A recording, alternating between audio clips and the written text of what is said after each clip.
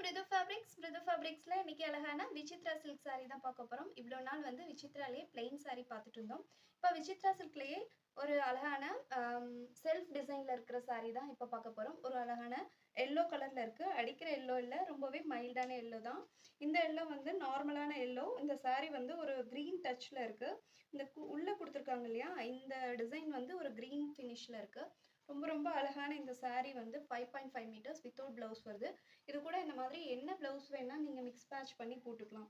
இந்த பிளவுஸ் வந்து தனியா ஜக்கார்ட் பிளவுஸ், காட்டன் ஜக்கார்ட் தான். இந்த மாதிரி அழகா மிக்ஸ் மேட்ச் பண்ணி போட்டுக்கலாம்.